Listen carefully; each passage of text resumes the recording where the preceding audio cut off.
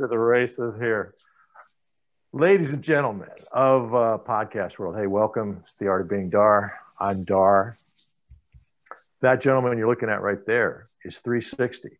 And he and his brother, Verbal E, are two not well enough known legends in the world of hip hop and rap. And I was introduced to these guys through my friend, Stan Henderson, when Stan had his bar, Money Plays, out in Las Vegas. And they created the Black Book Sessions, which is why I had you guys here today and to get to meet you. And we just had a little warm-up green room pre-show chat, and this is going to be great. This is going to be pure fire. So I'm going to ask a couple questions, then just get out of the way and let you guys tell me who knows Stan better. Probably Reese. Probably Reese would know Stan better. I think that Stan and I stay in contact a little more often than maybe Reese. But I think the initial our initial meeting, much like a lot of things that happened with our group, the chapter, my brother Reese spearheaded. He if I had to describe him outside of really being a true, I don't use this word lightly, genius, musical genius. He is a force of energy. So I would liken our group to my brother Reese would be the engine, making everything go, but it didn't necessarily have a direction. It was just gonna go, and it was gonna go strong, and it was gonna go hard.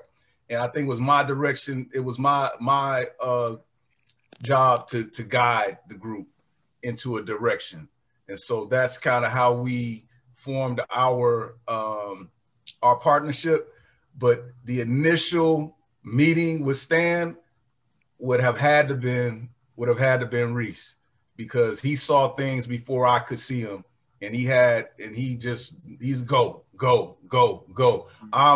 Hey man, let's kind of study it and see what angle we can come in. Reese is go, So I would say it would probably be Reese. That sound about right, bro? Yeah, you took me in the time warp for a minute. I had to figure out how we even got to Money Plays in the first place. Because, in our inception, I think the first thing that needs to be said is how we met and how we got on that path in the first place. And I was one of those aspiring rapper guys in college. I played football at UNLV, but we both met at University of Nevada, Las Vegas. But I was performing around campus, writing my raps and producing my songs and stuff like that. And, by myself, because it was always, I didn't think I was good enough, or at least I was told I wasn't good enough, to do it. So, I want to be a rapper. Well, I'm not making your beats, so I had to start making beats. Well, I'm not writing your raps, so I just started writing raps. Well, I'm not going to DJ for you, so I had to start DJing. So I just started doing it all. Right. And then one day, me and Verb, we have endlessly saw each other in life. Turns out that we lived a block away from each other in Chicago in life, real life. Right. He was on 96. I was on 96th Street. No, I was on 97th Street. He was 96th Street. Right. And I walk past this guy just about all the time at UNLV. And like, man, I know you. Like, I know you. Not, I don't know. You could just feel it, right? I know you. You know what I mean? But it was like passing ships in the night until one day he came up to me and was like, yo, man, I seen you rapping around the school and stuff, man. I got some raps. I want to see, what I could do. And I was like, hey, no problem. And then, the first couple of lines, he was talking about some Chicago things. And I was like, cool, let's do it. And shortly after his graduation and my football career was over, we started, doing music together. And we both had a passion to get it done. And what position did you play in school, in football? Linebacker, and running back, but linebacker is what the linebacker. Yeah. You don't get a lot of support rapping and singing and being a musician or an actor or an artist. you got to be small and cute. You ever notice that we would have been some of the biggest rappers in life? You know what I mean? Hey, when I walk on a set, I'm without fail 98% of the time the tallest guy. I'm 6'3". Yeah, you know? I said I didn't have no idea that rapper was that short. You know what I mean? Like, and then it was like all the rappers was that short, except for like all of a sudden things start to make sense. You're like, oh, okay, yeah. I had to be Michael Jackson and Prince size to rap, so that's maybe why it was mistaken. But I took to the music. The music was my deal from the get go. I always loved Jam Master Jay, Grandmaster Flash, and Jam Master Jay. Come on, man. Yeah, I think when everybody else wanted to be rappers, I immediately wanted to be a DJ and immediately wanted to be a musician. So I just happened to have something to say at that particular time. So I was rapping, but I was really looking for somebody, to do that. And C came around. So between about 94 and 95, we forged a group called the Incredible Collard Greens. It was our first, name, the Incredible. I don't know why we had something with collard greens, and it was just Incredible Collard Greens. The name was whatever the name was, but it was more like a movement. No pun intended. Yeah, right. Okay, yeah. A full digested movement. You know what I mean? I just went to Jill Scott's lyrics, wide open, wide loose, like power. Yeah. Sorry. So we moved. It was like, I think the things that we were talking about is what moved the group. We was talking about catching a bus, how hard it was to be in poverty, regular guy stuff. We didn't have nothing else to draw on, and we love your Gang Stars and your Tribe Called Quest and all that stuff. But people were telling the two of us that we wasn't good enough, or we wasn't up to the standard of, like, say, some groups in Las Vegas or some people outside of Vegas. So they wouldn't. And this is in 94, 95? 94, 95. This is. So who are you hearing this pushback from? I would say the community at large, because at this particular point, there is a infancy of Las Vegas hip hop that's happening. I would say, that's what I'm trying to get at. Like, who the hell was doing anything in Vegas? There was a community. There was quite a few people that was doing stuff. If it wasn't for the West Coast stuff, some guys we ran into, did some of the, more traditional hip hop, Souls of Mischief type, West Coast, rap stuff. We were coming from a transfer. We were still very much Chicago. And the only person that we had at that particular time, Common was coming out, Twister was coming out. So we didn't have a whole bunch of representatives from Chicago at that particular point. So we were coming from we wasn't from New York. We wasn't from the West Coast. It was like a new perspective so people didn't know where to kind of put you, what box to put you in. I agree. So we just started rapping and talking about, and I was more trying to hone my craft and I run to be good. I wanted to be good. And then C, came on and we had the same vibration and mission. Look, man, we don't know nothing about being gangsters and dealing drugs. So here's some personal stuff. So we just I start producing him. We go back and forth. We start performing. A matter of fact, I can't. It would be remiss to say that we had in our corner was a very big college radio station, KUNV. Right. Was one of the biggest underground college radio stations in the nation. Did not know that. Yeah, not even small potatoes, like big potatoes, huge. Yeah. And we got attached to that apparatus in vain. How'd that happen? Well, I was good friends with Warren Peace, who was the radio show host at that particular point and famed DJ in Las Vegas. Okay. And he would have these people, they would come through the West Coast, and he would have these people come through, do interviews. It was you were hip hop and R&B fan and stuff like that. You remember the vein, much like the Chitlin circuit for hip hop. The Chitlin circuit was what? It's college radio. You know what I'm saying? So everybody who had a college radio show, was that could get these guys on. That was the only time you could hear Gang Star, or amazing. Yeah, I mean, how did you hear it? You didn't hear it on the mainstream. You never heard on the well. I'm trying to think, like, where the hell did I hear it? Because I grew up in Whitey McWhiteville most of the time.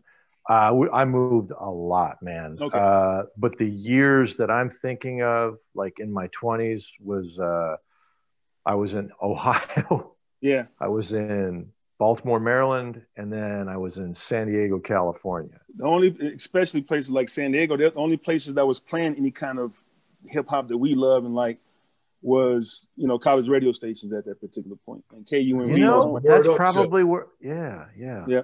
KUNV was one of the biggest actually. So they had to come through. If they wanted to go to California, they almost had to come through UNLV. So we would hang out. I mean, our part-time job was what?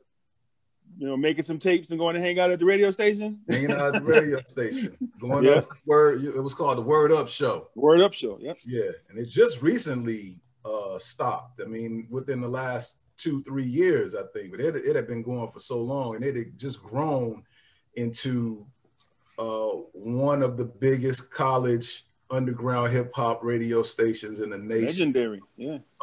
Because they born Hip Hop Site, and that was their spinoff, the Hip Hop Site, which was the record store that was across the street from UNLV, and then later turned into an online music store right as things were changing, and so all of those things were linked together.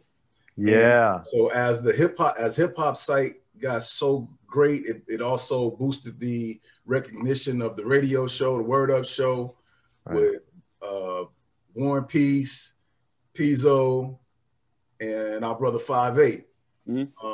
So yeah, that was a great springboard for Las Vegas hip hop, and we were just kind of trying to find our way. Yeah.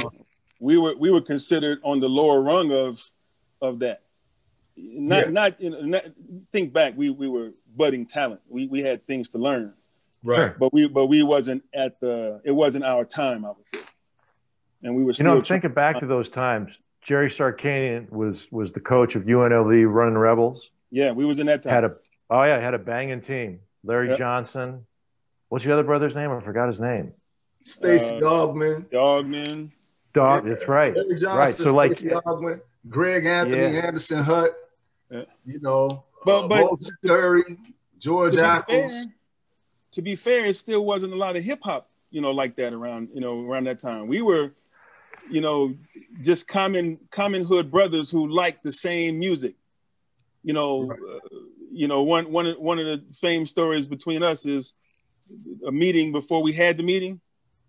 Is we was both riding on the bus, he had his big headphones and his mean mug on, and I had my big headphones and my mean mug on.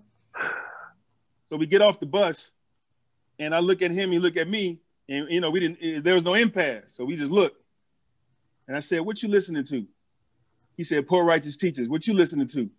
I said, "Poor Righteous Teachers," and then we just left.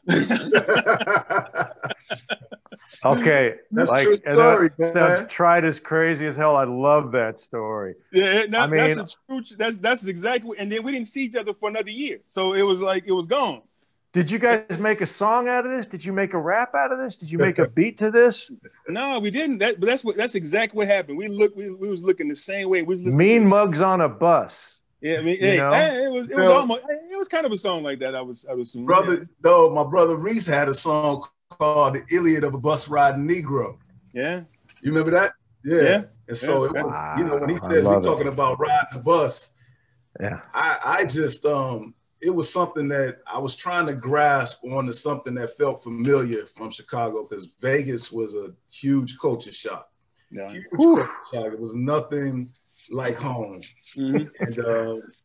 And you know, in that home in Chicago, you know, riding a bus is like walking. I mean, there's buses everywhere. Every 5 minutes you miss the bus, you're never really mad because you know another bus is coming. That's how we get around, especially as kids.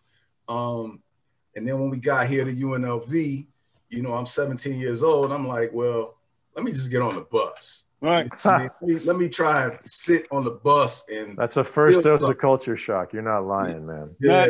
Not knowing that it was only 2 buses, and if you missed that when you had to go home for 24 hours for the next bus to come. So we was. Oh, it was like that? Really? It was Vegas Vegas didn't have a bus system, so nope.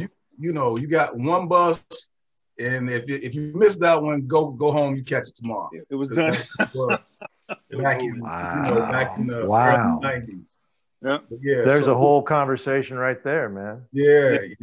It was just crazy. That story that people think we make up, but I never met my brother in Chicago when we lived a block away, because I was on the end of 96. Mm-hmm. He was on the other end of 97, the opposite. And so just to meet him, to have our first interaction, be on the bus, and it be basically exactly what he said, man. Just looking at each other because, just to explain a little bit about the meme mug. That's just how we grew up. You don't have to explain a thing. I get it. Yeah, you understand? Yeah. I'm just cracking and facking right now. That's all I'm doing. Yeah, I know. Yeah, man. And that's so we recognize that, and the fact that he even came up to me like, "Hey, man, what you listening to?" Yeah. And I'm like, I'm listening to something I know you ain't listening to. I'm listening to like the teachers now. What you listening to? You know what I mean? It was the same album. Bubble Gum. He was like, "All right, teachers." So right then and there, I knew that this was gonna be a cat that I could vibe with. You didn't even say anything else past that. We left. No. We was on our way. Just boom. That was it. It was a little bit too much. I was like, what the fuck just happened? All right. I love it. I love it. That's the waters.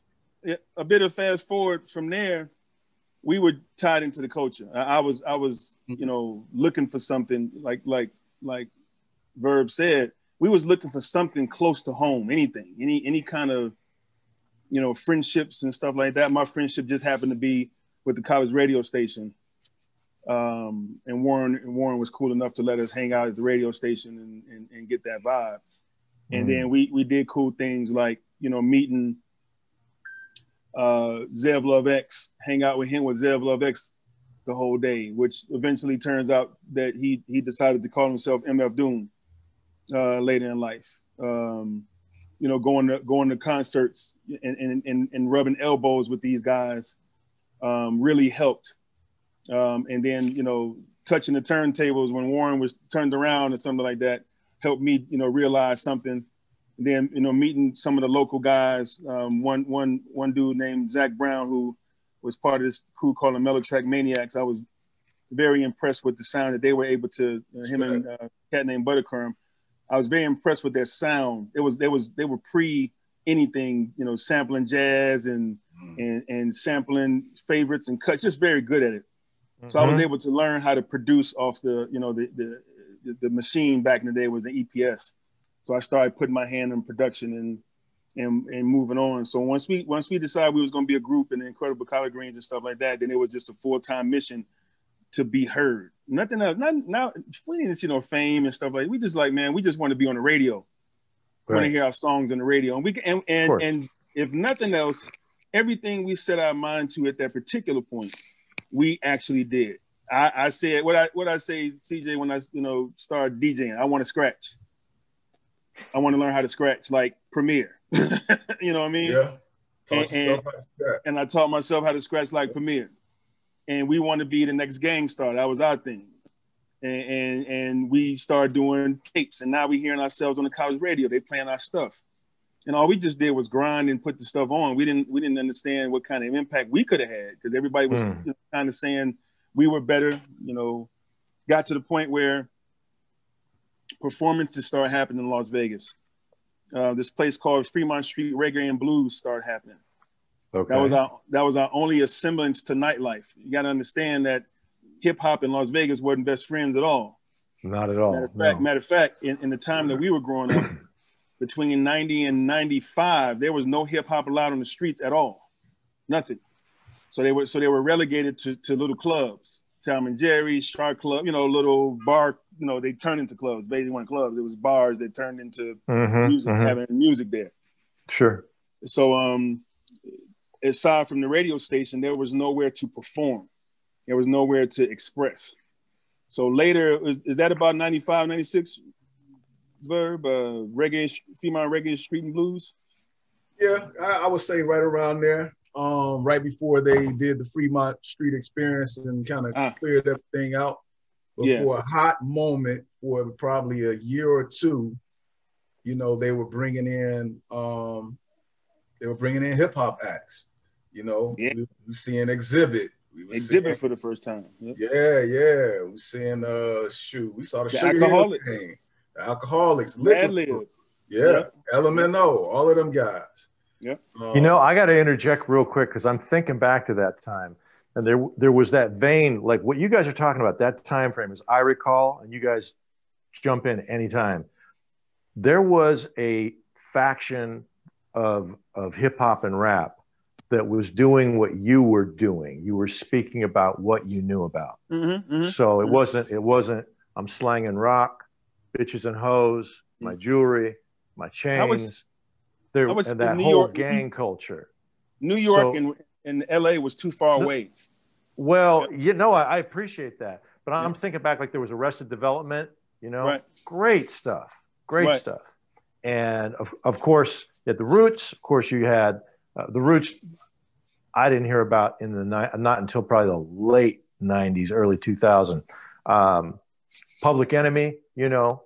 Of course. There was a message there. KRS-One. You know, there was method to what they were doing, and then there's that turn happened. There's an old story, a rumor. I don't know how true or false it is, but you know, the old heads in prison out here decided they were going to push that gangster thing because they could control it, make some money off it, and everything changed.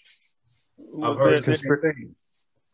heard the brother talented Mr. Timothy from the Poor Righteous Teacher say the same story that you just told.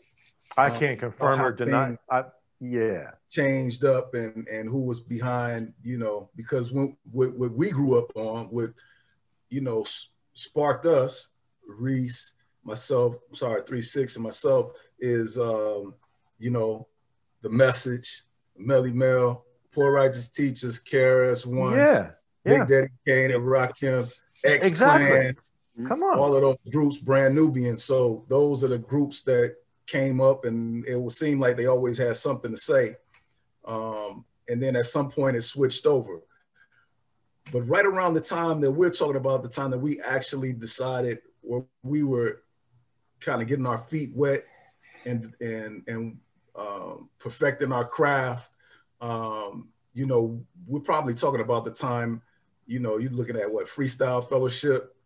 Freestyling, matter of fact. Freestyling, a lot of West Coast hip hop is starting. Hieroglyphics. West Coast underground hip hop. Oh wow, man, you guys are tripping. I haven't heard these names in a while. Yeah, it's that same hieroglyphics, Dale the Funky Homo Sapien, even LONS, you know, stuff like that just wasn't accessible to everybody else. Matter of fact, True. And that was the vein that we was in. Coming up. In the stream of things, they were, you know, considered being put on, and that wasn't that turns out that wasn't we wasn't that far away from it. You know what I'm saying? We was actually, you know, talking about like Public Enemy. That's like way up here. Exactly. 100%, but talking about hieroglyphics, you know, the Alcoholics is like not that far.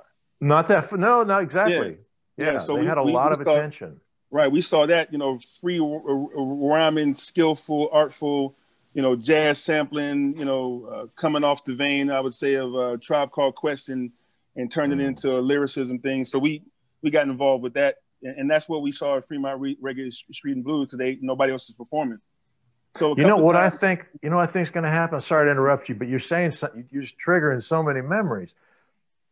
Everything comes in ebb and flow, right? Waves and rhythms, right? Mm-hmm. And I got to be honest with you. I think this. You know, the gangster rap, which has now evolved, kind of devolved, if you ask me, it is, into mumble rap, right? Yeah.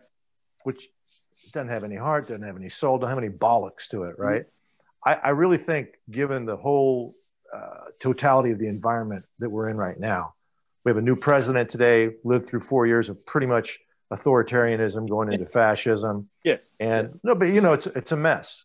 We had the riots that occurred this summer after George Floyd was killed.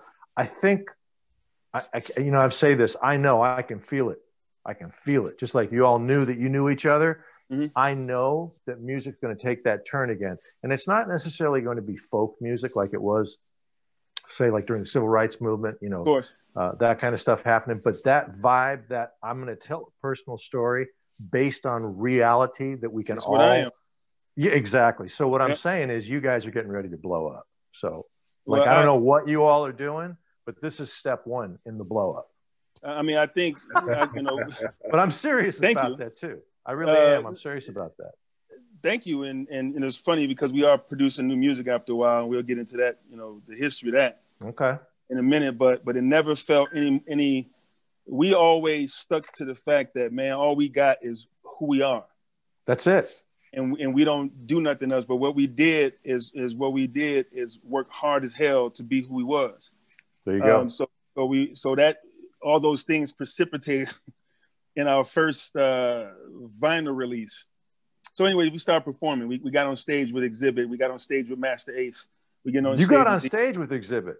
You guys were grinding. Okay. Yeah, we actually did. What was it? 3 or 4 songs. You get your best 3 or 4 songs.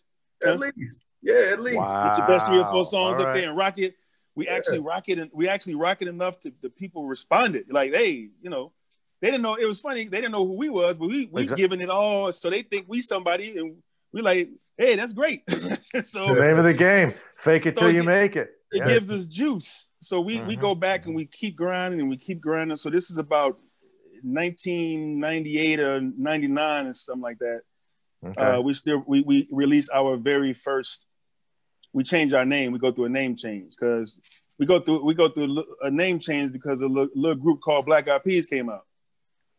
So, yeah, I think I might have heard of those guys. Some kind of soul food with them too. Huh? We did with them too. So while we catching all this flack, while we the IKGs, the Incredible Color Greens for the time, and people are looking at us all weird, and then next thing you know, it's a group called the Black Eyed Peas that come through, and we actually performed with them. Yeah. When before they blew up out of control, they were very much on the underground scene when we performed with them. So who do you blame for stealing your concept and turning their name into Black Eyed Peas? Probably years of invention in the kitchen, but at that point, the numbers was drawing close because it was the collard greens, the Black Eyed Peas, the cornbreads. We was in the same kitchen at that particular point. So we sat the actual chitlin circuit. We was like, man, we got to come up with something else. So we go through a name change and we go through an identity change, and one of the things, I think a profound measure in our development was I actually said to Verb, like, man, we need to take some time. Like, we almost took another 2 years of just grinding, perfecting our craft before we put anything else out. And that was tough because we was like, we thought we was on the way. I said, man, we need to just sit down and perfect our style. Well, this is what Verb was talking about. You're looking big picture. Yeah, and it was. You're the go guy, and you were pulling back. Yeah, it wasn't a pleasant, discussion at all. But it was like, we need to really hone in. And you want to talk about paying dividends, because we did. We came back. We were emergent, a lot more secure. Okay. A lot more focused on actually Verb skill as an MC. I actually, put down my microphone and was like, man, I'm just going to produce the beats and you do all the lyrics. And wow. He became the writer and I became the producer. And that actually was the key to the success, actually. But okay. So we get there and we finally press our first album, first acetate, and we finally get a big break. At a big show. I forgot, it was the World DJ competition or something like that. Something comes to Las Vegas. Some of these things are now coming to Las Vegas. Las Vegas has no longer banned hip hop in totality. They allow a few things. So they get there and we perform. Somebody asked us to do our first performance out of the name change. Mm. So we get there, we perform, we get up there, we do our best Gangstar production. I'm scratching, he rapping, we cutting, and it was utter silence Boo. Nobody said nothing. And one guy in the second row of the balcony said, "Ooh." It's always the motherfuckers in the cheap seats, right? It was a faint, like, boo. Yeah, it's because his ass was in nosebleed section. Yeah, he didn't have a megaphone. We both, it cut us both in half. Like, oh. Hell yeah. Oh, so, and then it was like, sexual chocolate. Sexual chocolate. Oh, sexual chocolate. Oh, my God. Man. Oh my God. But I tell you what, Woo. we got off that stage and said we will never be booed again. And damn it, we was never booed again. Because so that was precipitated. That was before you put out the new album, or that was right after the new album? Well, that was the new EP. So that was the first time we had the name change and all that stuff like that. So once we got to the name change, we were even more determined. Particularly after that boo, we were more determined, and then we actually got on the rock and roll circuit through a DJ friend of ours, a very, very incredible DJ named Presto One was a DJ. And he followed us around and he was like, "Hey man, I want you to meet my group." And they was a rock band. So we would open up for the rock band, great musicians. So they introduced us to live performing. Turns out that the rock and roll crowd had the venues. They had all the venues. They had all, of course. Yeah. That's a whole other conversation. Yeah. Oh, yeah. I think that they were more a funk band. Right. I think that rock.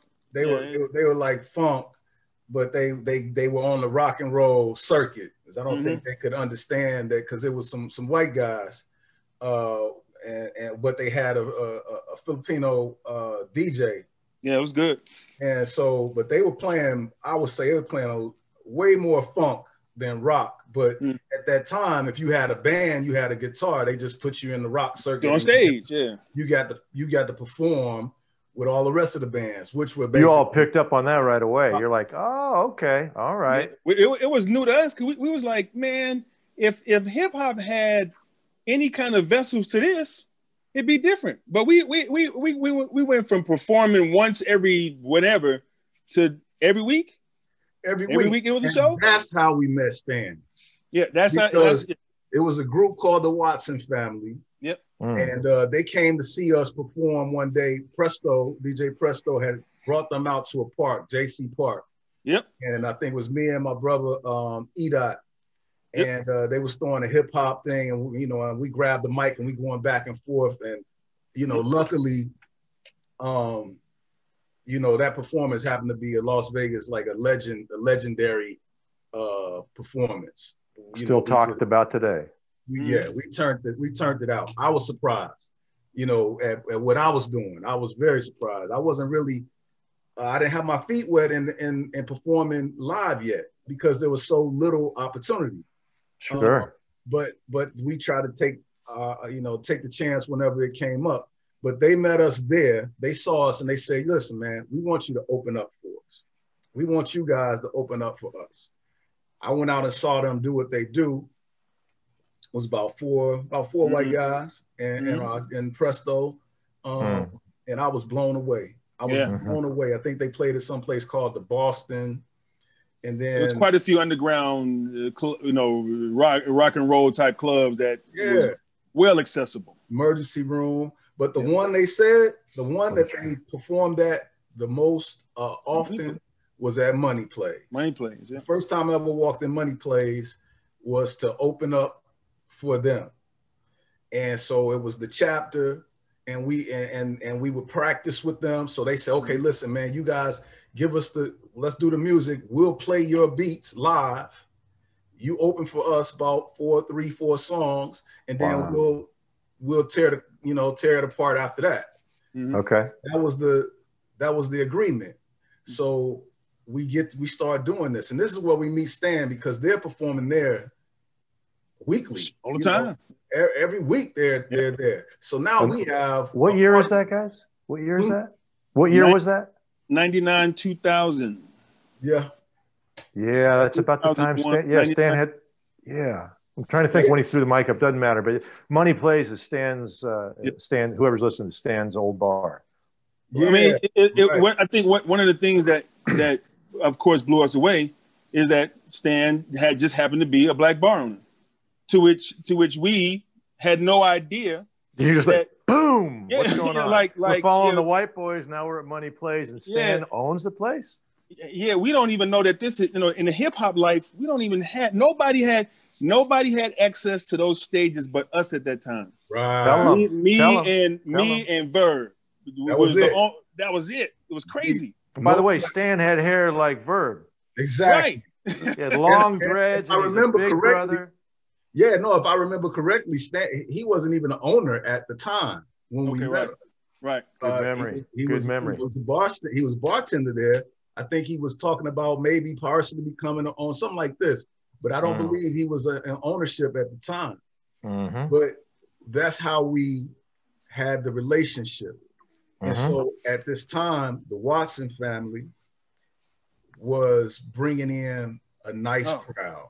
And they were offering us a chance to open up for them. So it's invaluable, man. It's invaluable. And we open up for them, And then as the weeks go by and the months go by, our part of the show starts to expand.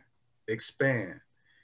And at some point, probably within a year, at some point, our part of the show begins to compete with and maybe exceed what comes after it. Yeah. Wow. Okay. Because that's a tricky place to be, man. That's a real tricky place. Let me tell you why.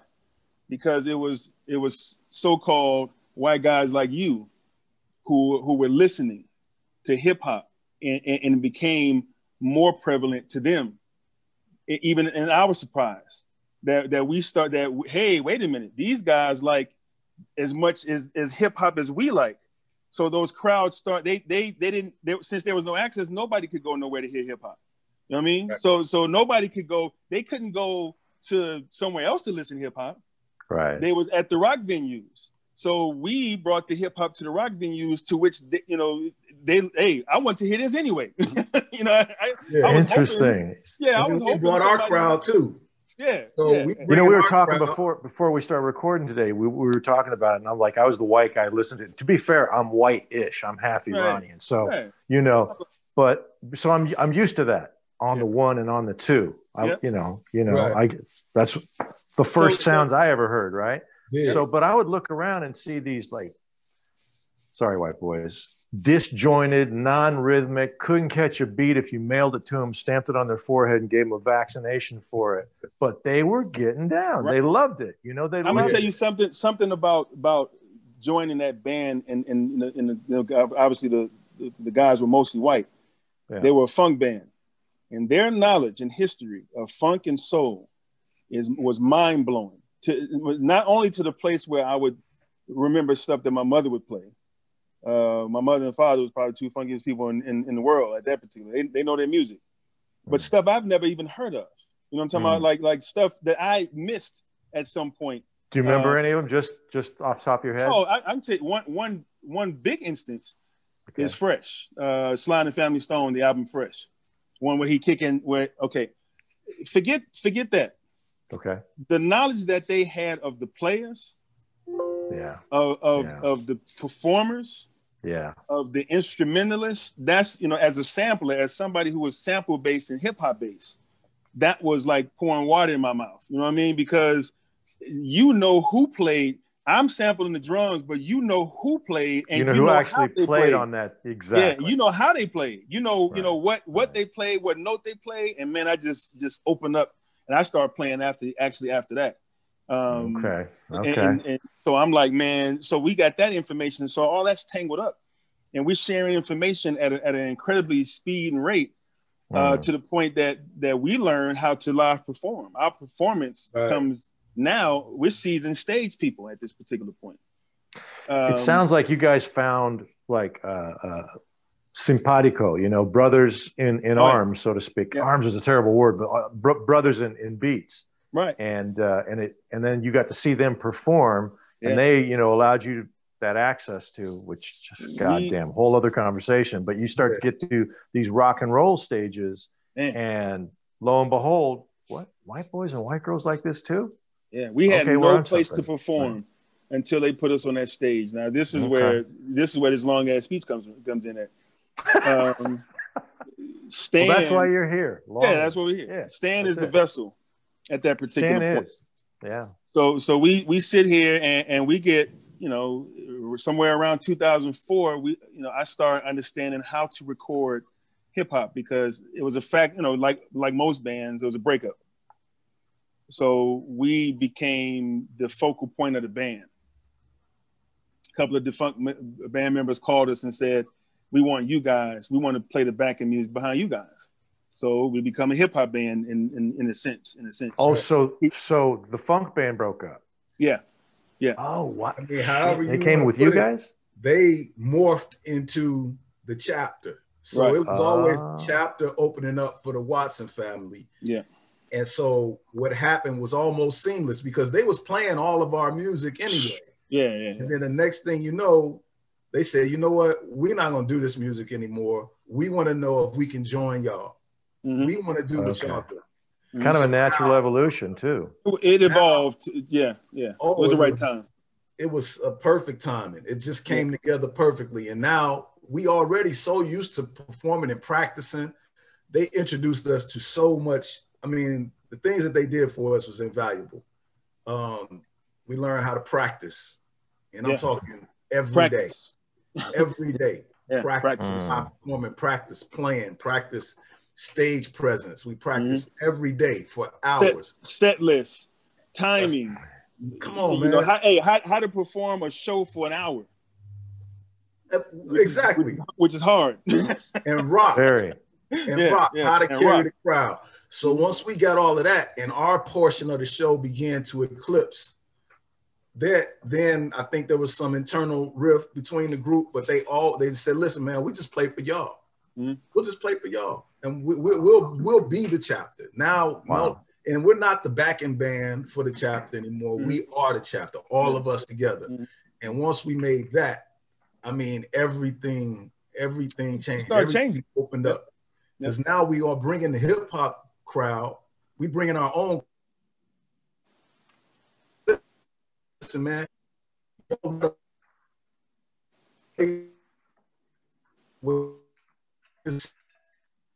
Some real live hip hop. Check us out. Already had their group. They already had their. I mean, it was incredible. And we got, we get into venues that never would allow hip hop. One of the things we learned from that particular, I'm just interjecting on the same point you on. The most valuable thing we learned was how to promote. Ah, yes. How to promote, how to go out. No one ever talks about that. Because there is the rehearsal, there's the writing, there's the beat, there's the performance, there's the lighting. There are no hip hop venues to play at. Yeah, man. So there are no hip hop crews performing. We out every night before a show passing out flyers. Yep. To come to see us perform. Yeah. And the crowds just got bigger. And I'm having the images now in my head. Some of those crowds were so big that I mean, talking about and close and packed. This is at Money Plays, right? Well, no, this is everywhere. All of them, yeah. And Money Plays was elbow to elbow. So you literally, Verb was performing like this. Oh yeah, and his people rocking. He rocking. His people in his face rocking. It was so. Money Plays in particular. It was so close. Yeah, it was a tight fit. Where I'm like, we're gonna put a stage. Danny's like, in the back, man, in the back. He's performing like Bruce Lee. You're like, people circling around him, and he got elbow to elbow. That's how tight it was. Okay, man, that right there is a whole. You could give a master class in that, because that's dude, to have your crowd right up on you like that. Oh man. Yeah, so we didn't feel it. So we get to the point where we need to record something. We have been recording on our own the whole time, and they had been recording their own time. So now we actually got to come up with some semblance of an album to take, for these people to take with them. Sure. So we get in the studio, and there's a disconnect in the studio because they have performed their ways and recorded their ways. and I've only sampled at this particular point, you know, so I don't, you know, but one thing that I knew that I don't know if it was I learned it later, but I knew immediately that it was a sonic quality that hip hop has that rock and roll doesn't necessarily carry. True. It needed to be a certain way. True. So it was hard for me to express that, because we talking about valued seasoned musicians, guys who went, you know, who played the clarinet in high school and shit. It turned out, you know, I ain't played nothing. You know what I'm saying? So, but I knew it was a sonic quality. I'm like, it sounds different. So the first day we get in the studio, we spend the money in the studio and the recording on the drums. You know, soul hip hop is drums. The sonic quality of how the drums sound. So how do we get these drums? We get in there and we mic just about every drum in the place. Snare, hi-hat, under the snare, over the snare, 10 hi-hats, 7 kick. It was like mics everywhere. You could hear like mosquitoes flying before the recordings. It was loud. So we record it and we hear clinking, blinking. It's all over. It's like, I was gonna say, man, might have been a little overkill. Yeah, you know what? I say, look, I told, and I think some of the quote was like, I don't know as much as you guys, but I know that's not it. You know, right. I know it don't sound like that. Right. So we strip. I say, I de facto take over the recording session. Take everywhere. I said, what is hip hop? Kick, hi, snare. So just mic those 3. Just mic that and see what we get.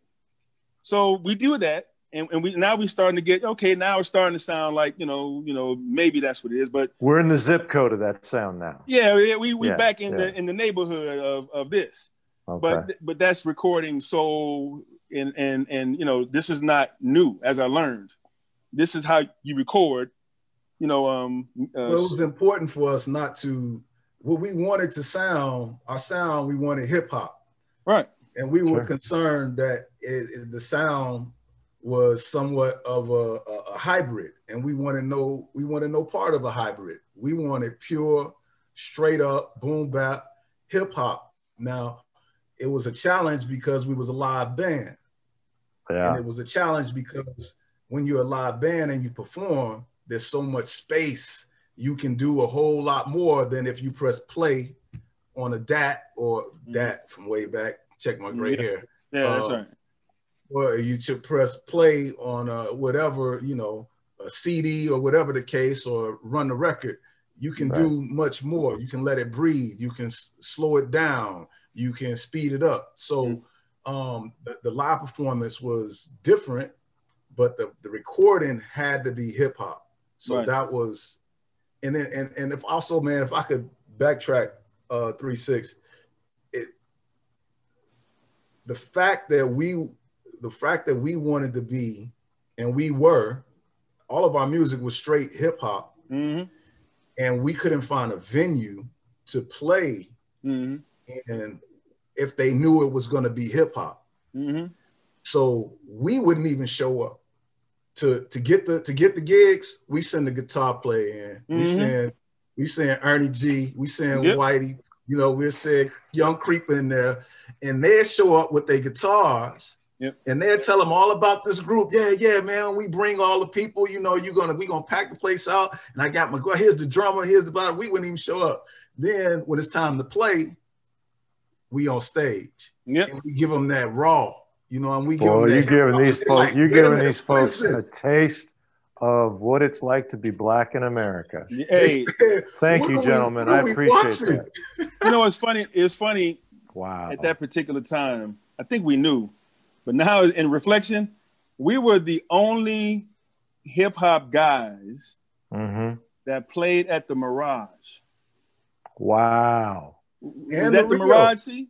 And the Rio. And the Rio. I mean, in the main room. Wow. When you walk past the main performance room, we was on stage. And that's playing. No small thing, man. Oh, that is no small thing. We knew that was you know, big to even get there. Man. And once we got there, we got invited back, which is great. You know, they was like, hey man, we really, really, really like this. So they brought us, you know, kept bringing us back. But it was their sacrifices and our sacrifice we were there, but we needed that sonic quality. We wanted to make sure that we wasn't no hybrid, Wayne Newton band. Yeah, we didn't want to do it like that. We wanted to stay far away from, I think this was even before like Linkin Park or something like that. Oh, yeah. We did not want that to ever be the case, but even going further, man, because I know you wanted to speak about, the Black Book sessions and how this is all good. We'll get there. That's what I'm getting. I'm taking you a tour, but this is part of that intersect. 100%, yeah. So that particular, the recording is part of the intersect, because once we figure out that this is the sonic quality we have, we record this one song, and all the sonic qualities are there now. We finally teach these guys that what hip hop. This is what we want. Okay. Yeah, this is the things that has to be done. So we record this one song. Finally, it was that moment, where you got the right song, and it was called what's that? For the Record. For the Record. For the Record has a deep kick drum and a high snappy snare and great bass line, and it's fine. It's like we looking like, yeah, this is finally what it sounds like. And I took a couple of different sessions and cut it up. Live musicians like to play live, but I took these elements of a song and turned them and sampled them. I just took the drummer and sampled a few bars of the drummer, took the bass line, so I pieced it together. Not understanding that that's damn near how every song was made in the 70s, but so pieced together. I was just gonna say, you're starting to produce now. Yeah, so I'm Quincy and James. So I put it together and we say, okay, this is it. Our manager at the time submits it to a contest, and that contest is without telling us. Huh?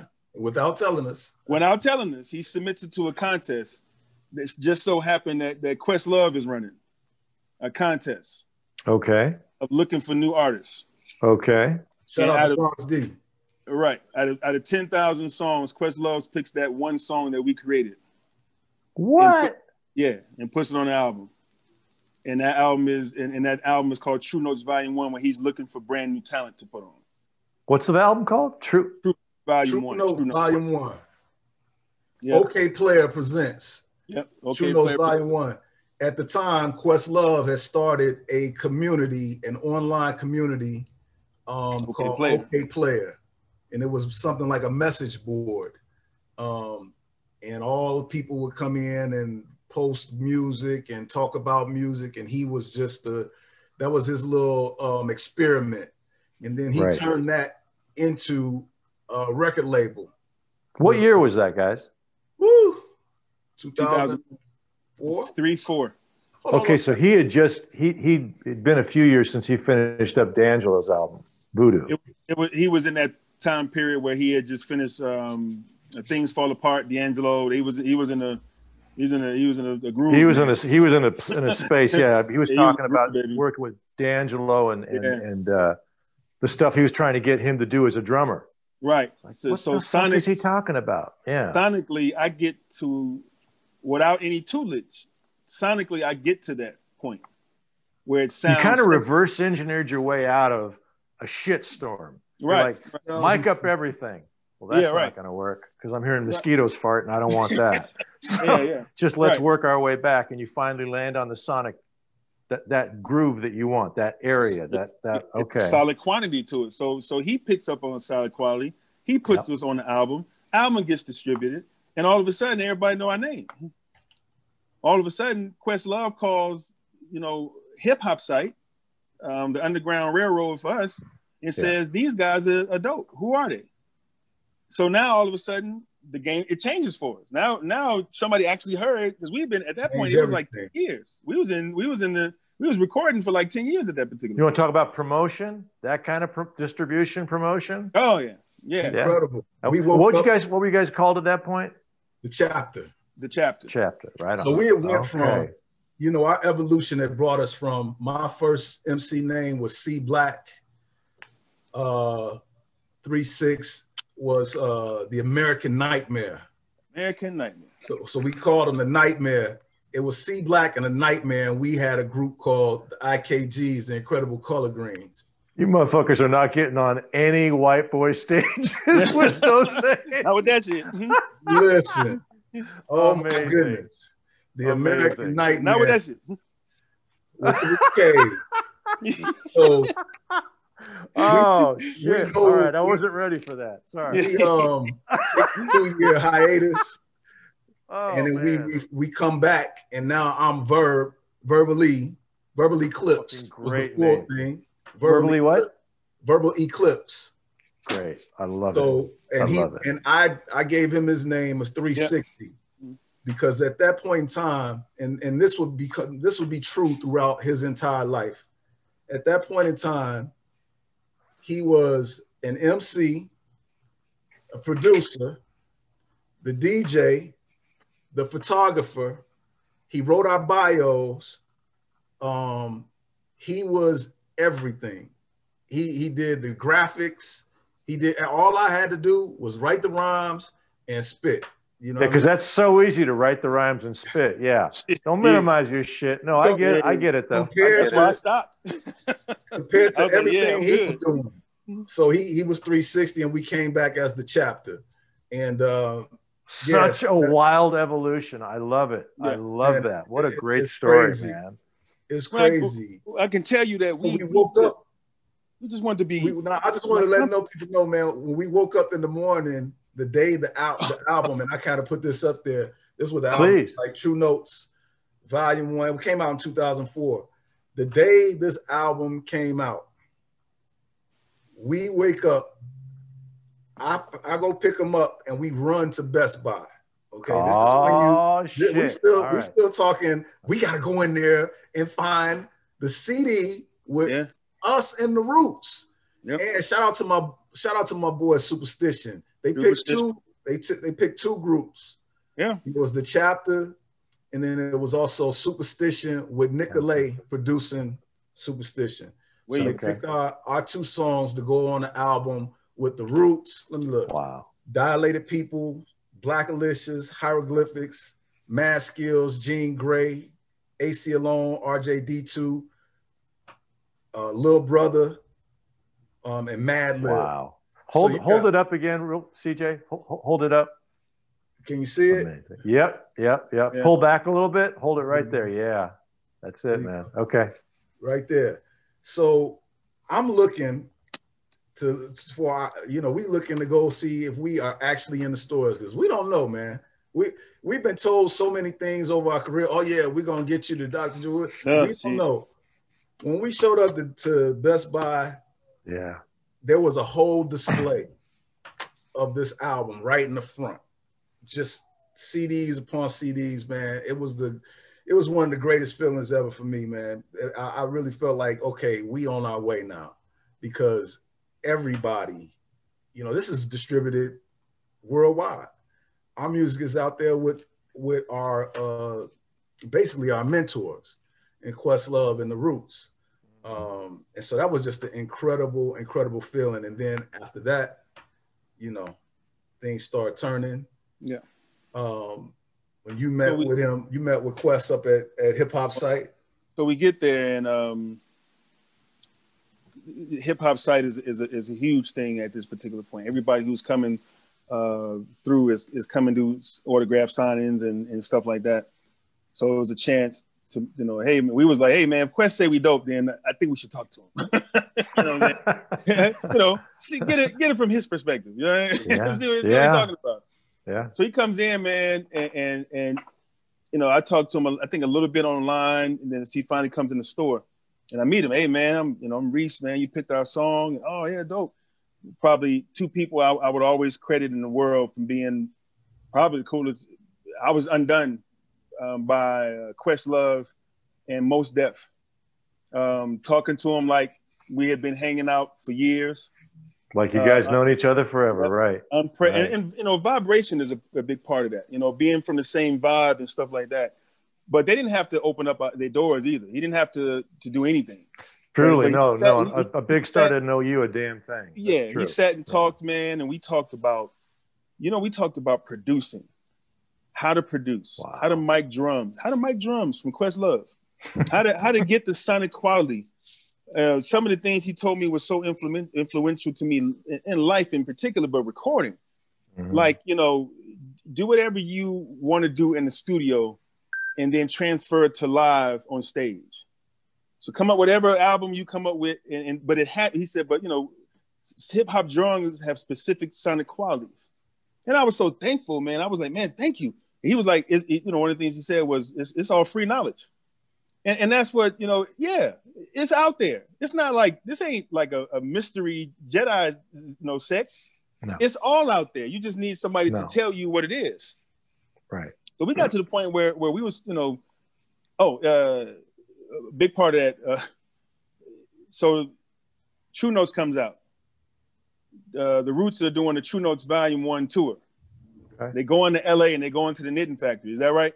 That's correct. Yep. That's correct. They go into Knitting Factory is huge. Yep. So I say, look, man, I need to talk to Quest. You want to talk about Go? I was on some Go shit then. I was like, look, man, I'm gonna need to talk to that Quest guy. If he coming through here and they doing a tour, then we need to do that. Okay. So Pizzo, Mike Pizzo, one of my great friends at Hip Hop Site, he was like, look, man, let me hook you up with him and see. So I was like, hey, Quest, look, man, I got your number from Pizzo. This is your answer machine. Now, what I want to do is ask you, you know, just if we could come down to the Knitting Factory and just open up, you know, a couple of songs here and there. I know it's huge. You know, can we go? I said, but unfortunately, what I am prepared to do is call you on a daily basis until you answer the phones. I don't want to do this, but I'm going to do this. So day one, hey, Quest, is Reese, man. You got to let us in the Knitting Factory. Day two, hey, Quest, is Reese, man. I promised you that I'm gonna call you every day. I hate to do this. You became that guy. Wow. Yeah. All right. Day three. All right, man. All right, fine. You come to the Knitting Factory. Y'all got 4 hours to get to LA to come perform. 4 hours. Put up or shut up in 4 hours. It's a 5-hour car ride. We ready. Time. We get in the car. I mean, we don't get in the car. We start practicing. And what happened then, Verb? Man, we were going through a transition at that time because tell them what happened with the transition. we don't got no more band. We don't have no more band. We don't got no more band.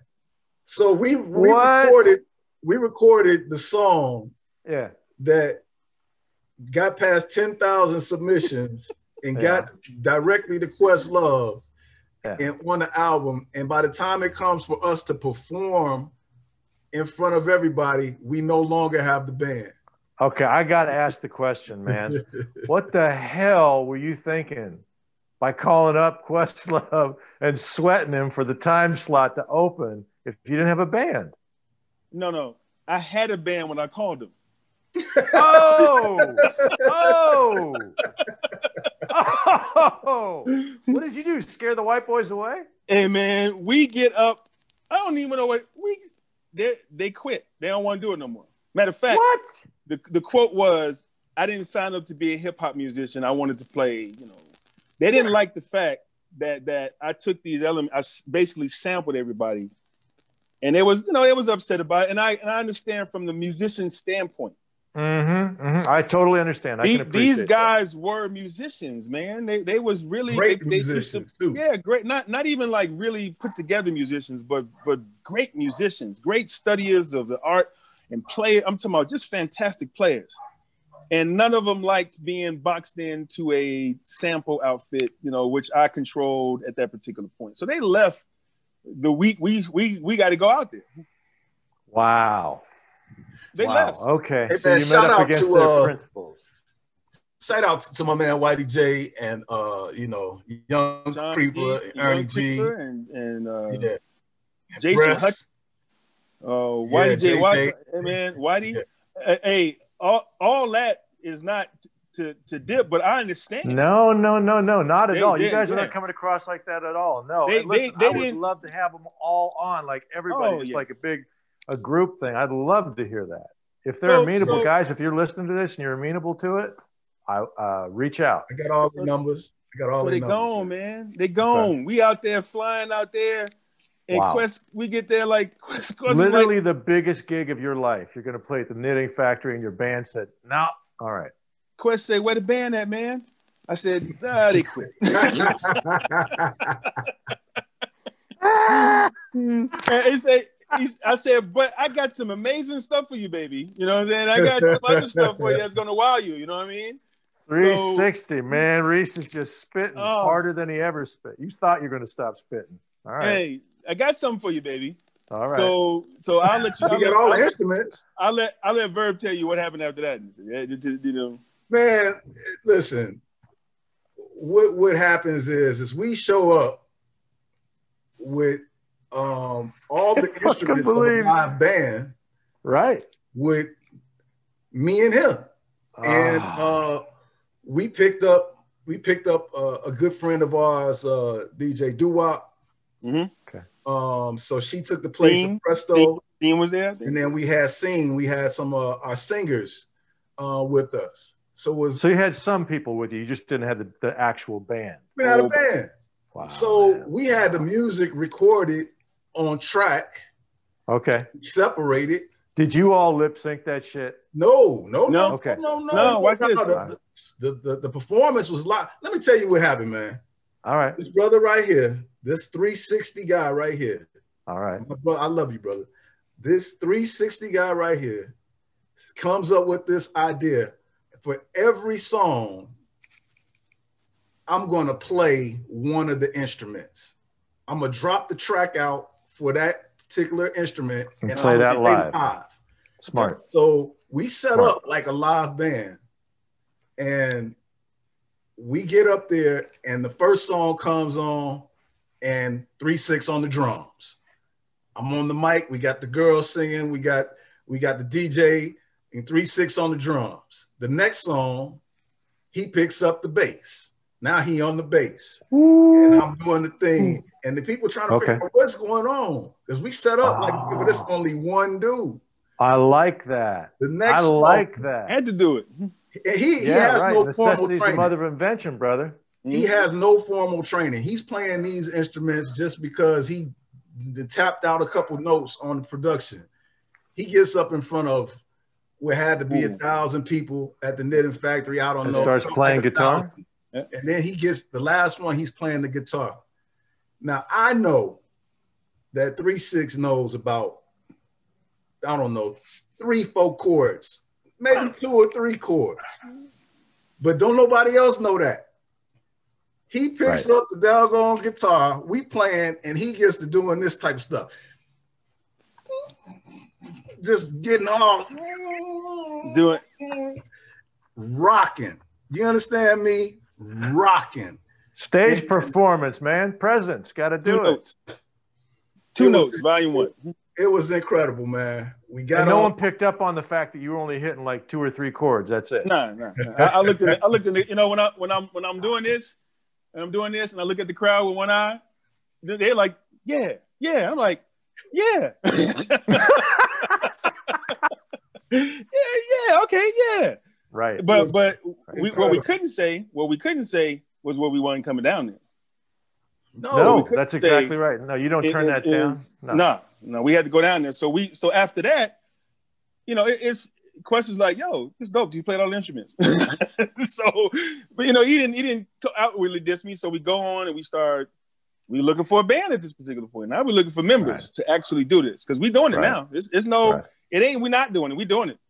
Right. So people start getting wind of us and performing, and the performance picked up. So now we go on this tear. Somebody asked us to open up for Nas. Yeah. Yes. Yeah. Wow. We've you know, I don't know which one it was, but we've been on stage with literally, I mean, every big hip hop act. I mean, all of them. Huge. We've been on stage with, and it might have been Nas. Was that the first one? I think what happened was, if I'm trying to tie it into our first Black Book session, it's coming. I think it was actually the Roots. No. I had the hernia operation. So who was that? Who was that first? But that was Nas. That was Nas. But we that was the the second time. That was the Nas, second time. We go through Nas, we go through Mos Def, we go through Ice Cube and all these Method Man. Mm. And the Roots are coming to Las Vegas again. Mm. Right. To open up at the House of Blues. Now at this particular point, we 5-6 shows into the House of Blues, which now we're, we didn't forgot the band that left. We had a whole new deal. To which, I think 1 or 2 of those gigs, I ended up playing all the instruments, and then we started gathering people because they in the crowd. Hey man, I'm a keyboardist. I want to come. Shout out to my man Gus, who comes up at a UNLV, plays football, but I'm a keyboardist. So he joins the band, and we start doing these things. And that was the sense of community we had, because anybody who was down, we put them on stage. So our man Gus, which is dear friends of ours, he went from standing in the crowd, yep, to being on the stage with Nas and 5,000 people. Yep, yep. Before he look at the crowd, and it's 5. I don't know how many that venue holds, but I'm assuming it's about 5,000. Yeah, they're packed, and we open it. So we start pulling people in that way. So the Roots are slated to come back again. Yeah. On the day my son is about to be born. Same day, matter of fact. Boy, you like to put pressure on yourself. Oh man. So Quest, hey man, it's Reese again.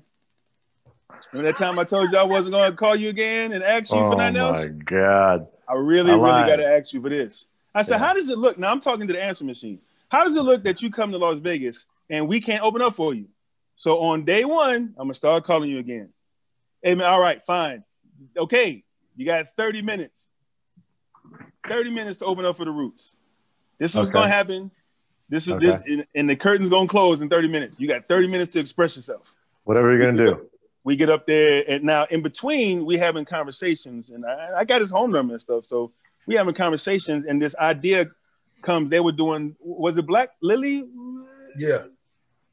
They were doing a Black Lily, something they call Black Lily in Philadelphia, where it was basically a star-studded jam session. The Roots, before they were stars. Before they were stars, and then they kept it going for a while until I guess it became unmanageable to do. Right. But they would play, and then Quest would be on the drums, and then some lady named Jill Scott come in and sing. Yeah, I think I heard of her too. Yeah, you're right. Might even referenced her earlier. Yeah. Right. Benny Siegel might stop by and might have heard of him too. Okay. Drop a few lyrics. So they would do this thing where they would just make up stuff and come up with beats and tracks, and they would play. People would come in, get on the microphone. It was a big deal, man. It was a big concert. Yeah, got huge. So he said, hey man, you know what? He said, what would work is that if you guys did Black Lily here in Las Vegas, because one, there was nothing else, a vacuum. There was no venues. This is how it was born out of. Oh, right. It all makes sense. Okay. So we had a deep sense of community. We knew that where we came from, like we came from some guys who wanted to rap, to being on stage with everybody. And even though you can't take everybody with you in a sense, but we still wanted to be humble. Like, man, we know this ain't gonna last forever. So one of the ways to make it last longer is to invite people that just saw us on stage with Mos Def, or just saw us on stage at Knox, to come down to a venue, the Money Place, and get on the microphone. Mr. Aspiring rapper who was just in his bathroom, because I was just in my bathroom. Not too long before you, we was recording in the bathroom. You get up here and you come up here and rap. Yeah. So the night we open up for the Roots is the night we open up the Black Book session. Correct. And we called it the Black Book session because, of course, the culture of being blacklisted or black booked from the strip. When you violated the strip, you end up on that blacklist, and you can't go into any of the casinos anymore. Right. So we was like, hey man, we're underground hip hop outfit that at one point wasn't allowed on the strip at all. So we called it the Black Book Sessions, and then the sessions came. We DJ'd and opened up with some music, and then from what was it, 11 o'clock? See, Bird? I would say from 10:30. I say it'd be fair to say from 10 p.m. Well, people start filtering in around 9. We open at 9. So 8:30 and 9 o'clock. We got the setup. All the instruments are set up at Money Place. We talked to Stan. He was with it. Yep. He we went to Stan.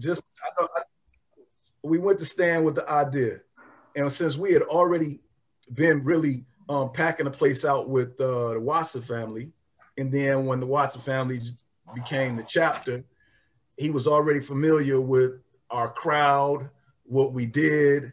Yep. Our music, our energy, our vibe, and we had kind of become friends at that point. Yeah.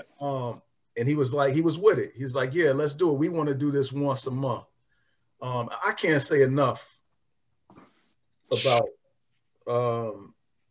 my relationship or our relationship with Stan in terms of how pivotal and how important it was that he said yes to this idea. Oh man. Yeah. Because it opened up so many things for so many people. So brother, if you watching, if you ever get a chance, man, eternal gratitude to you.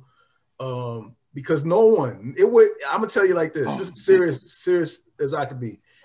That particular night with our band and what we were trying to do, which was essential, open mic jam session for all musicians around the city to come in and jam with us, for all MCs to come, for all singers, for all poets, for everyone to come in one place to express themselves and to have a venue, because they would not have had a venue anywhere else. And it was free.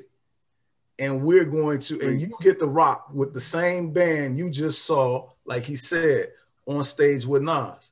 You get to rock with the same band you just saw on stage with the Roots, or on an album with the Roots. Or, so you get to become me, or you get to become another member of the band, because if you bring your snare, you get to play the drums. But either way, we would start, I would say somewhere around 9 o'clock. Yeah, we start DJing at 9. Yep. Playing music. People started to filter in. I think around 10:30, we put up a sign. Hey, now dig this. And the sign up list started. Oh my goodness. So we had a sign up list. As you guys are telling me all this, man, I hate to interrupt because this is great. Go ahead. I'm just thinking about, I mean, you guys left yourselves wide open, exposed, to everything. Which takes a level. Yeah, man. Well, that's courageous. Yeah. And it's crazy and it's beautiful all at once. Anybody could come and do whatever the hell they wanted that night. Well, I mean, listen, you're calling Quest and just, blowing up his answering machine. He's like, all right, motherfucker, you got 30 minutes. Right? Which for a guy in Quest's position in the Roots, I mean, they're the house band on the Tonight Show, for Christ's sake now. Look at that right? Shit. Yeah. Like, it's unbelievable. But then you guys have got, you don't know who the hell these guys are. And you're in Money Place, and this little kind of, Stan calls it a dive bar, like Cheers on acid. Right. And it truly was. Right. And you're letting these guys come up there and get with you. And so what you're doing is you really are coming full circle. You're letting them learn from you, you learn from them, and the cycle, the torch, the baton gets passed, which is very much so. Which is how it has to be, how it happens. And it was by design, to be perfectly honest. A lot of things that we did, like I say, getting in touch with Quest and getting on that album by Quest was not by my design, was not by Reese's design, was by my brother Bronx D. He took the initiative to do that. So we don't really take credit for a lot of things, but this particular thing, even though Quest told us, hey, don't reinvent the wheel. You know what I mean? That's we were smart. in Philly. Philly was nowhere. The only reason Philly was anything because we was just a couple hours away from New York. Yep. You know what I mean? Yeah, he's being honest with you, man. In Las Vegas, okay, Las Vegas not that big, but it's just a couple hours away from LA. So you don't have to reinvent the wheel. We already did it. Do it. And the only thing you got to do is keep it consistent. Keep going. Do not stop. Show up every single time. That is invaluable, man. That's really, really, really smart. So, that's wise counsel. It went from 2005 to 2009. every Saturday. Third Saturday. Fourth Saturday. Every third Saturday, I believe. Fourth. Is it fourth? Okay, brother. So once a month, you guys had this Black Book sessions, and they all could come in. That's what it was, the last Saturday. Last Saturday, whatever the last Saturday was. No matter what it was, the last Saturday of the month. I got one of the... Easy to remember, last Saturday. Everybody from that Sunday, people were starting to prepare their act for the next last Saturday. I mean, look what you guys did. It's kind of cool. It's really cool. Quest helped that happen just because he answered a phone call or three, right? But and then, you guys get the phone call. All right, man, you come to the knitting factory, and the guy's like, look, man, just on principle, this is not what we're about. We're musicians. We're not going to do the sample bit. And so you got to go and figure out what you're going to do and pick up the piano, pick up the guitar, pick up whatever and do it, right? And then here you are in Vegas with Black Book sessions, and you're teaching these, I'm going to call them kids, no disrespect. Oh, they were. No, they were kids. They was kids. All right, so I'm safe. All right. Well, got all this white hair here, grandpa. No, it was, man. It was young kids too. You're teaching them stage performance. You're teaching them preparation. You're teaching them rehearsal time. You're teaching them practice time. Like they got to get their head on right. Yeah. Because it's so crazy. And this happens in acting. It helps in filmmaking, television shows as well. There's that aspect of performing as an actor, making a movie, making a TV series. And then there's all the stuff that goes around it. How to get along with the crew, how to make sure that you're always on a good, vibration frequency with the producers and the director. And if you're in TV, got a new director every 9 to 10 days, depending on how long the week runs, right? Right. So there's all this stuff.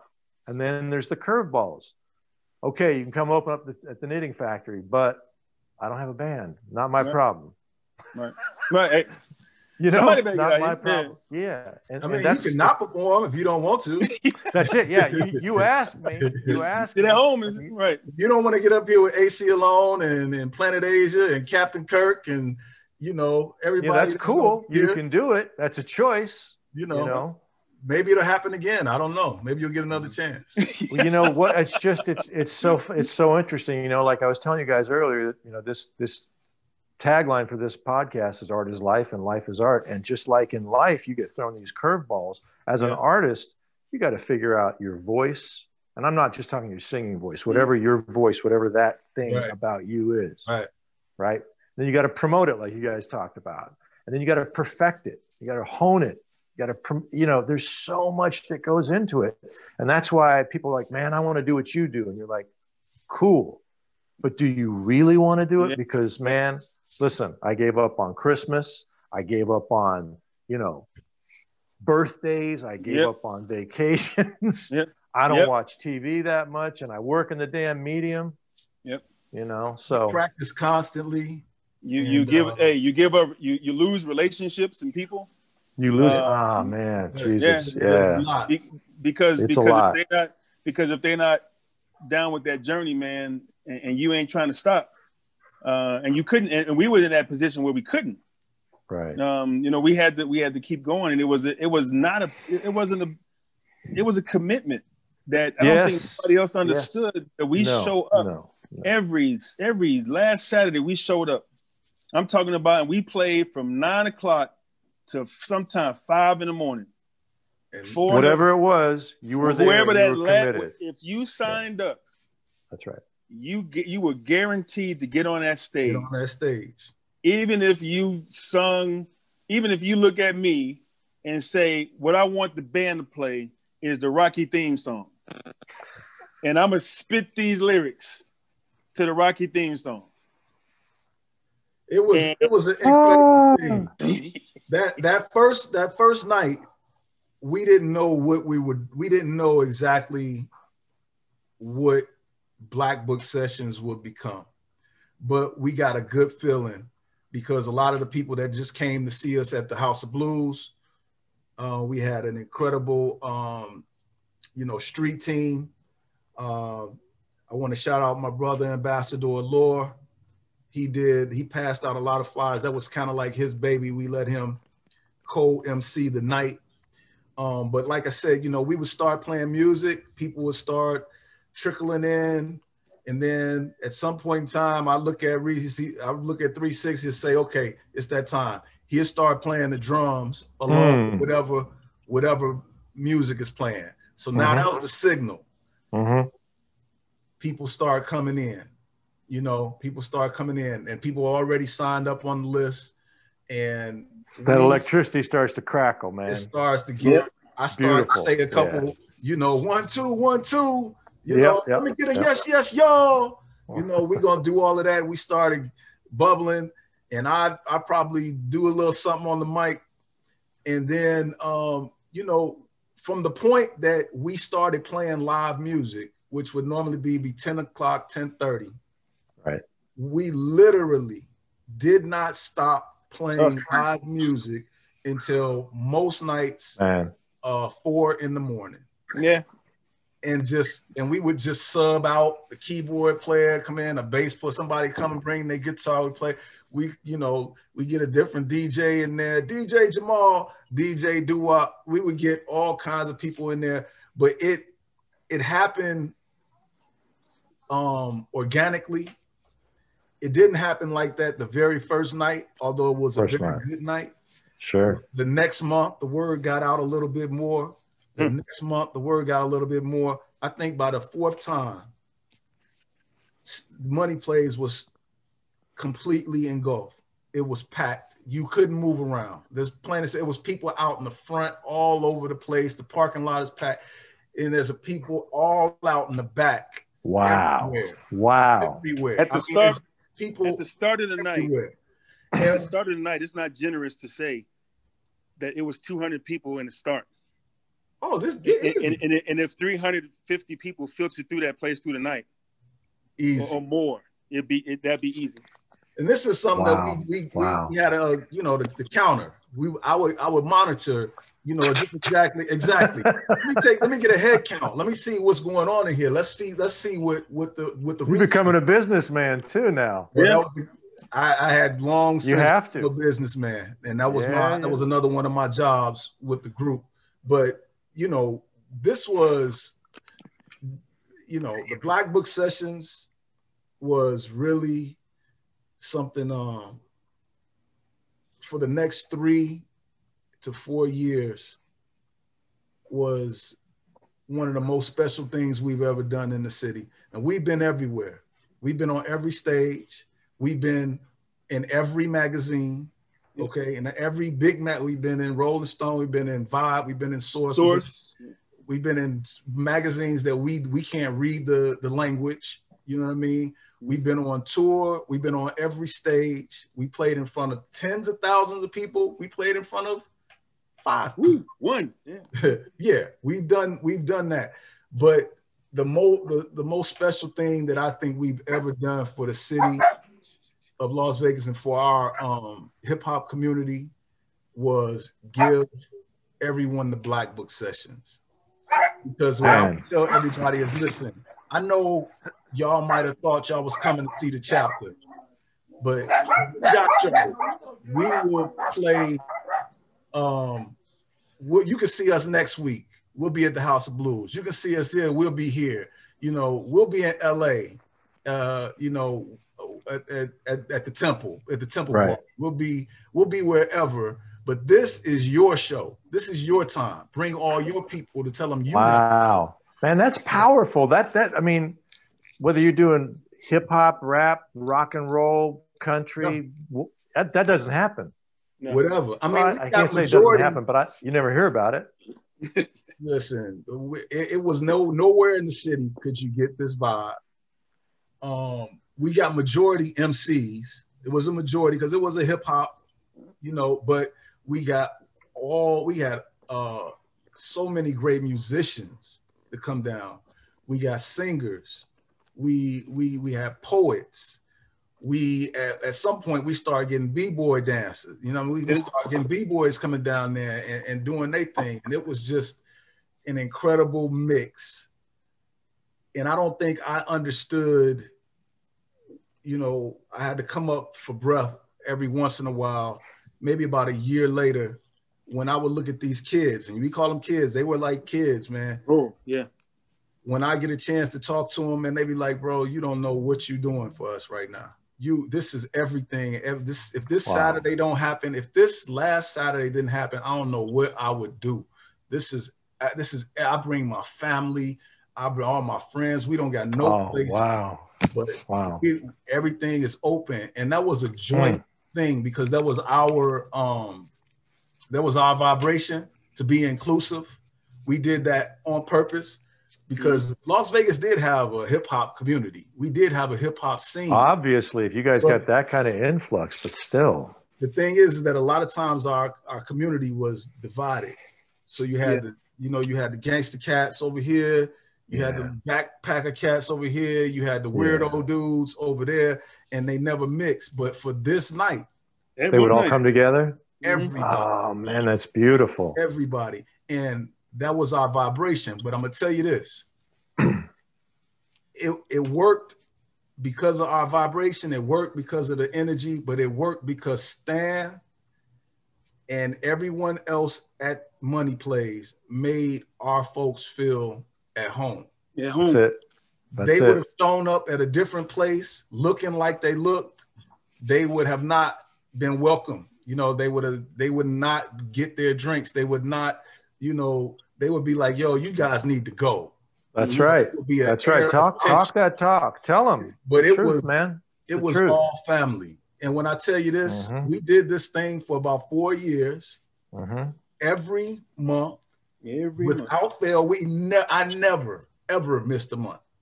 Wow. 4 years, none of us, and we never had security. We never needed security. We never and had. The place was always packed. Always packed. So you bumping into people all day, and if you got the wrong energy, bumping into somebody is going to turn into something. Sure. You couldn't move in the place, but it was all love. Black Book Sessions, and you said something, and I'm sorry I'm being a little long-winded now, man, but I'm don't be. Go ahead. Very attached to that night and what it meant. You said something about it being circular.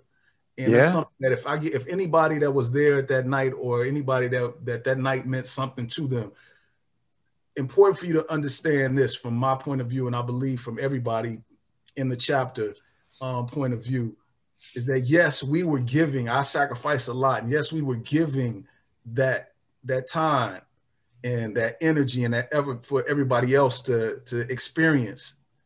But also, I was receiving so much.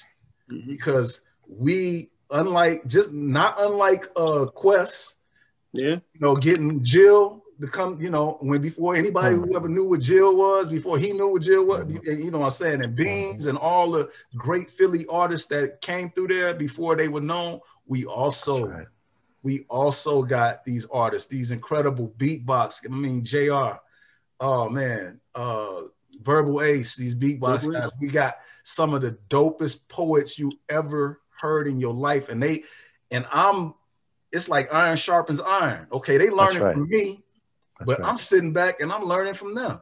That's right. And I'm hearing these dope MCs. I mean, some of the best MCing you ever heard.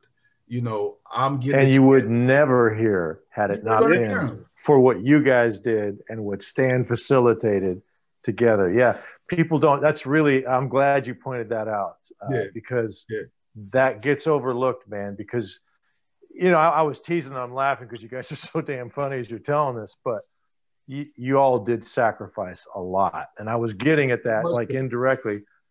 And we're here now. It's a huge sacrifice, man. Yeah. Huge sacrifice. My wife at the time, my wife at the time sacrificed so much because you got to understand if we started at 8 or 9, we was there at 6 setting up, make sure it's online, and then you tiptoe back in the house when the sun's starting to come back up. Just reaching out, and she would run the booth. Merchandise, we're trying to sell merchandise. She would make sure people would sign in, and that sign-in sheet got ridiculous. I mean, you talking about Sly Stone? I'm thinking it's a family affair. Yeah, it was. Yeah, and that's what it felt like. That's what it felt like, man. Right. That's what it felt like. We did something that was called the BBS All Stars. So at the end of every year, we would pick out the best performers of the year. Okay. So every month, there was people coming in trying to outdo the person before them and the people after them on a month, and we did something called the BBS All Stars. We got a plaque, and we highlighted the greatest performers of the year. And I'm thinking, you know, we're doing this. It's only going to mean so much, but we're going to do it. I found out later, man, that people held on to that so tight that was their shining moment, man. Mm-hmm. I got people that got jackets from that say, I wear this jacket, you know, with pride. You did what I'm saying? Because I did that. That's right. But yeah, that was just, I know I'm rambling, man, but that time. No, you're not. No, you're not. And that night meant so much to a lot of people. Yeah. But even if I showed up at Money Plays tired and kind of didn't want to do it, but had to because I made a commitment, every single time I would hear I would see and witness and experience a performance that made me go, man, I'm so glad I came because they killing it. It would be sometimes that the band would be killing it so hard. Gus would be killing it so hard. I mean, my dude Caddy, you know, Caddy would sacrifice his time and set up everything. The amps, the speakers, run the soundboard. He would be there well before we started, and we would help him pack up at night, but he'd be there at night. And we're not talking for no real money. You know what I mean? Not no real money. We wasn't getting no real money to do that. We just did it. And the love in the spot was beautiful, man. Man, it's amazing. You know, you said something that's so, if there's any one thing I could ever say to anybody who wants to get into Hollywood or get into music business or any kind of performing, whatever it may be, man, keep showing up. Keep showing up. I don't care if you got to go to some funky bar called Money Plays, or right, hey, or you got to go.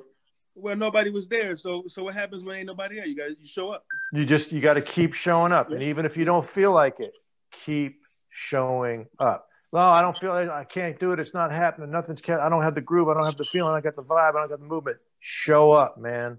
Show up, and that collective energy, you know, it always stimulates and elevates, and then like most amazing stuff can come out of it. So sorry to get preachy, but just man, keep showing up. Show up. That's it. It works so in every walk of life. You know what I'm saying? Show up consistently. Do it. You just know, keep be being there, man. You never know what's going to happen. You never know. Never refuse to consider failure is what we did in that particular time. Man. We said it was going to get done, and it was going to get done. Yeah, man. That's how it has to be. That's how it has. So let me ask you this. Let's wrap this up because, man, we could go on forever.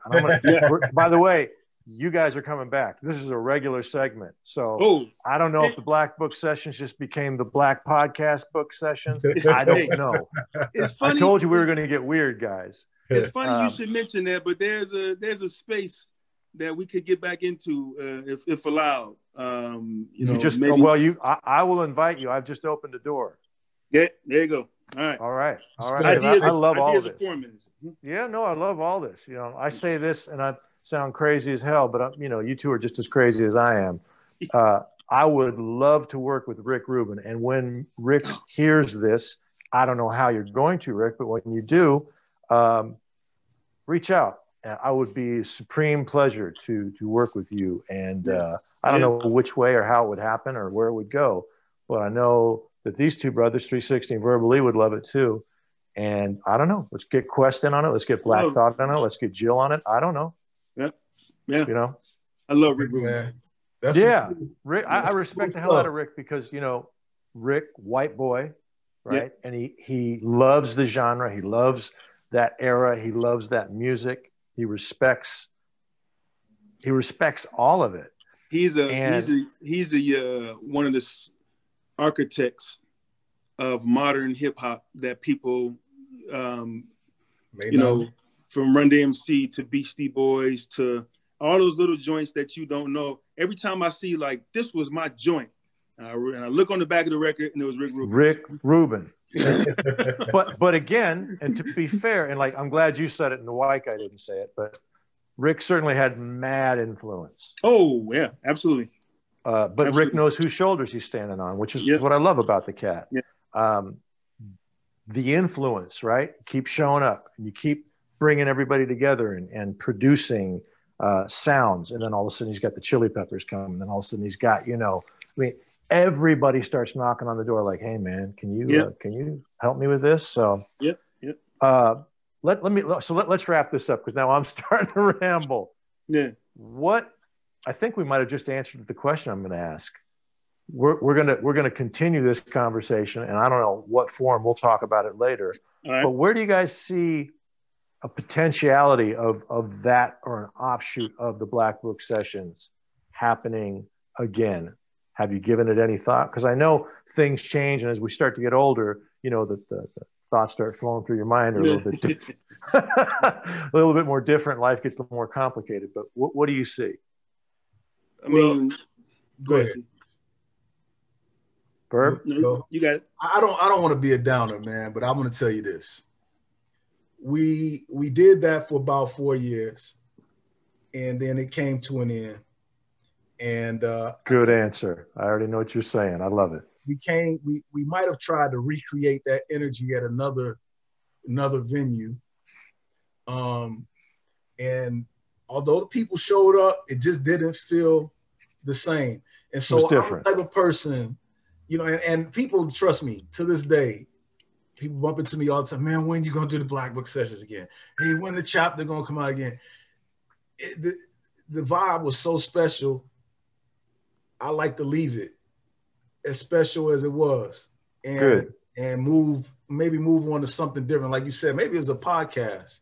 You know what I mean? But to try to recreate that energy, that was something so special to so many people. I do not want to step on that and have it come out watered down or something different. I'm glad to hear you say that, man, because that really was. It was truly something special to me, and I like to leave it like that, to be honest. Now, my brother might be. Well, I just realized that, for a while, I can tell you that, as the, whatever the sunset means, I just found out recently that I'm still highly creative, man, to an efficient point. You think that's a safe bet? Yeah, I thought, man, I'm listening to new hip hop, like, boy, I got to be done with this, because I can't do this. And then once I found the space again, I've been producing again for. Shout out to Presto One, man, because life was happening, and Presto came to my house at my lowest point and said, "You're going to start producing again." And he brought me Ableton and a bootleg of Ableton and the keyboard, and said, brother, man, that's my dude. You're going to start producing. Man, I was done with everything in life. I was going through divorce and a bunch of other stuff. And I was sobbing, tears on my carpet. He put that thing in front of me, man. And it took me about 1.5 years to start, I've always collect, I still DJ. DJ, matter of fact, every week. To a graceful and great degree, I'm still highly creative on the DJing side. But I kept collecting samples. So yet again, I had to teach myself, another DAW. Like, how when you do your podcast, something else come out, you got to teach yourself another method to record. So I started recording, and I kept recording, and now I'm at the point where I'm actually better than I was before. So I had an idea to start doing Black Book Session EPs. Yeah, Daddy. I like it. I like where your head's at. Just because the Black Book Sessions, nobody still called it the Black Books. And always, one of the things, you do, you put an idea in the atmosphere and see how long it lasts. That's right. If it don't last, if nobody picks it up, it's probably a pretty good idea. And that's what even the Black Book Session name, we put the name out there to see if anybody would take it. Nobody took it. You know, so it kept out. So I was thinking about putting together, particularly, you know, because of COVID situation and stuff like that. Hey man, I send you a beat, you do a rhyme, we put it out. There you go. Spotify, you know, SoundCloud. We just call it the Black Book Session Volume 1, 2, 3, whatever. So I'm pretty much probably going to end up doing that. I would also like to see something that we missed, and I know we kick each other sometimes.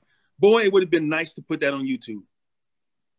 On video. Damn it. I was just gonna, I was asking Stan about it. I'm like, y'all got video of it? He goes, I know they got some. I got some pictures. And he sent me a boatload of pictures, but they're fantastic. They're in black and white. Man. So Stan has a lot of those.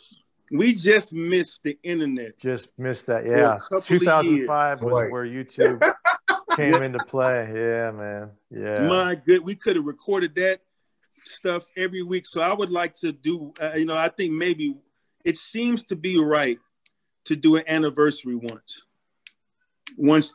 nobody would die by going outside.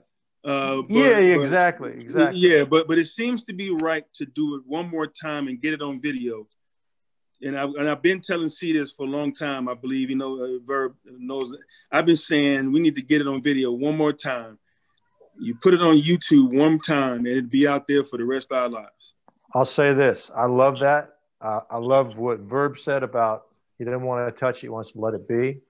And I love what you're saying, too, because there's room for all of it. Nothing's binary, man. That's art and life, right? It's a fluid medium. Something will come out of it. And I think that's kind of a great idea. You do it again. And, we're in the middle of the pandemic, so we can't get together, which sucks, but there are other ways of doing it. And who knows what will come out of it? Who knows what will come out of it? Because we're not going to be in this forever. Because as of today is inauguration day. It's a change. There's change back. Right. We got rid of the fascist authoritarian. And this thing's going to get under control. It's going to take a minute. Still going to take a couple of years, folks. But in the interim, All right. You guys, I thank you so much for this. I tell you what we need to do, and please allow me. First, we need to make sure you got the albums and stuff to make sure you keep up. Second of all, I'm gonna start sending you some new material because you're the only person I can send it to. Right on. Wow, I'm honored. Thank you, man. You'll be like, oh no, another song? God damn it. This is some bullshit. No, I'm not like that at all. That's a jab. That's a jab to me. Thanks, bro. Okay. I got Oh, aside from, and you might get some songs with him rapping on it. So that'd be real dope. That's another jab. Thank you. That's a jab. The other one wasn't a jab. That's the jab. Hey man, I'm preoccupied. I'm sorry. All right. I understand. Thank you, man. I appreciate you inviting us, Dar. I really do appreciate you inviting us. It felt good to talk about this and relive some of those moments with you. Yeah, man. And continue success to you and thank your you, podcast. And thank you. Speak that Rick Rubin situation into existence, man. I'm with you. I love it. Well, listen, thanks for letting the room happen, creating the space for that to be said. Well, I do feel like a crazy man talking like that because, not like you, but like 360, like Reese. It's like, look, man, I don't play any instruments. I can make sounds and noises. I got an okay voice. I'm not Mr. Singer of the Year, but I love music, man. I'm musical, and what a testament to. I remember me and CJ circa 1998 when Things Fall Apart came out. And lo and behold, in 2004, we was talking to that brother about music. Yeah. So atmosphere. So yeah. Just keep showing up. You put it out and you just keep showing up and you keep rehearsing, you keep practicing, you keep writing, you keep spitting. And when the band says we can't do it, and you got to be at the Knitting Factory in 4 hours, get it done.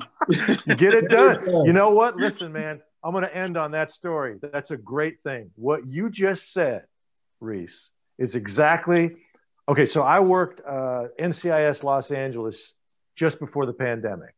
Okay. And so I had a scene. Obviously, it was with LL Cool J, Todd, and we're talking and whatever, and we do the show and we work 3-4 days and everything's great. See you later. So that happened in October. In December, my wife and I are friends with Sam Jackson and his wife, LaTanya Jackson. So Sam throws a big party for his 70th birthday. And I mean, like, if you ever get a chance to go to Sam's party, you ever get invited? Never been to a party like that in my life. I mean, amazing. Yeah. I was 25 feet from one of my musical idols, Stevie Wonder. Wow. Yeah, come on, man. Come on. Yeah. Stevie showed up and started playing at the birthday party. Anyway, so look across the room. My wife's like, there's LL Cool J. I'm like, yeah, I see him. All right. There's 500 people of who's who in black, entertainment here too. And so anyway, after, I don't know, an hour or so, we're moving around and hey, how you doing, Todd? Dar, what's up? Nice to see you and stuff. We're talking about that day.